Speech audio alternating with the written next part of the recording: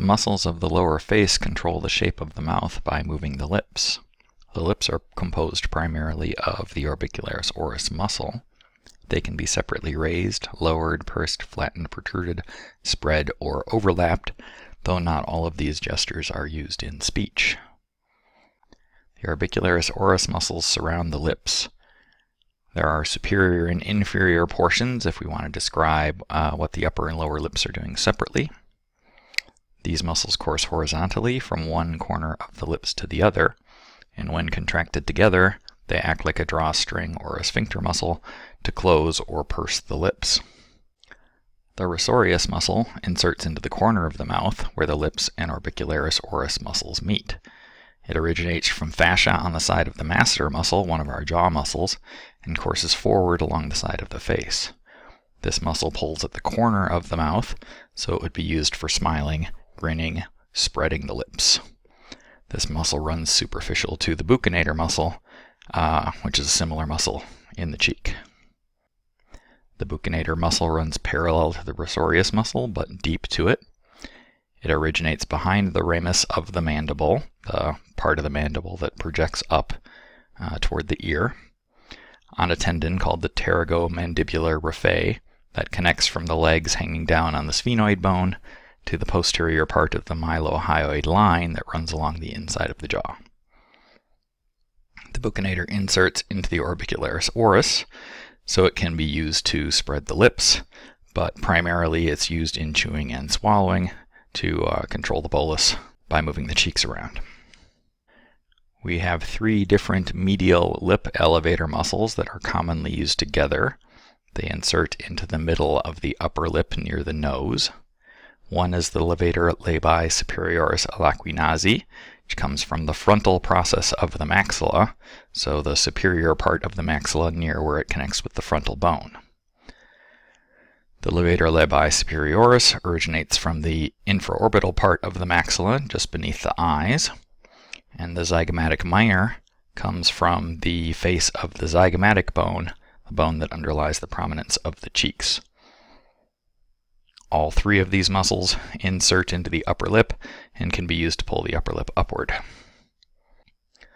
The Levator anguli oris muscle inserts into the lateral and upper part of the lower lips. It originates from the maxilla near the lower corner of the nose, so this muscle courses similarly to part of the superior orbicularis oris. This can draw the upper lip upward and toward the midline.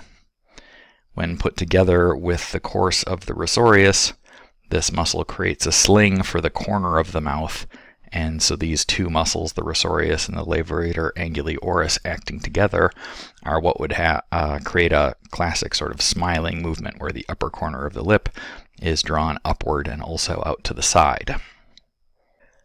The zygomatic major muscle, the last of our lip elevating muscles, inserts into the corner of the orbicularis oris where the inferior and superior parts meet, like the risorius does. Comes from the face of the zygomatic bone, but lateral to the zygomatic minor muscle. The zygomatic major will draw upward on the corner of the lip as in the smiling movement, and also because its connection to the corner, it can act along with the lower orbicularis oris like a sling for the bottom lip and help elevate the lower lip. This drawing of lip muscles, not from your text, shows fairly clear arrows for the directions of movement of the various muscles that I've just talked about, and also in contrast with the direction of movement of the lips caused by contraction of the orbicularis oris. So as you kind of look at this overview of different lip muscles that can pull on the upper lip or the corner of the upper lip in contrast to how the orbicularis oris can close down the lip, you can see how when you put these muscle actions together, you have a lot of control over what your lips do. We have two lip depressor muscles that can help lower the lower lip and also pull down on the lips more generally. They come from the oblique line of the mandible, which is the kind of outer edge of the mandible, the contour of the chin, you might say. The depressor labii inferioris inserts into the medial part of the lower lip, much like our medial lip elevators on the upper side. This muscle will pull the lower lip downward and laterally, so if you wanted to say show off your lower teeth, you would be using this muscle. The depressor anguli oris is somewhat similar to the zygomatic major. It inserts into the orbicularis oris and the upper lip at the corner of the mouth. So this can be used to pull the corner of the lip down, and can also be used to pull the upper lip toward the lower lip. So together, the zygomatic major and the depressor anguli oris make two slings for the lips, one for the lower lip and one for the upper lip. It looks a little bit like the Under Armour logo. So in the big picture, taking our lip elevators and our lip depressors that I just discussed together, we have the orbicularis oris bringing the lips together, tightening the mouth opening in a sphincter action, and other lip muscles pulling in all different directions as antagonists to that orbicularis oris action, opening the mouth back up.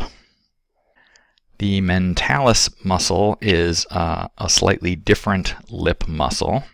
It runs deep to the depressor labii inferioris. It originates from the mandible, but the upper part of the mandible in the region of the incisor teeth.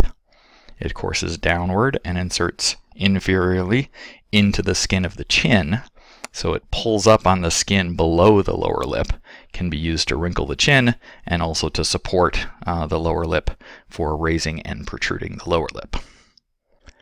The platysma muscle is a wide sheet of muscle over the neck and lower jaw.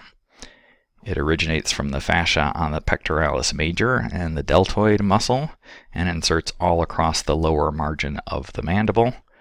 This is one of our jaw opening muscles that pulls down on the jaw.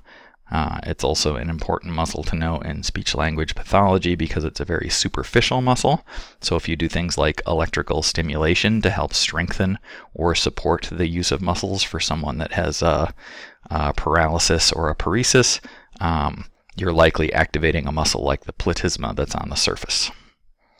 So a not particularly serious question, but you have probably heard somebody say that it takes fewer muscles to smile than it does to frown. So, you should smile because that takes less effort.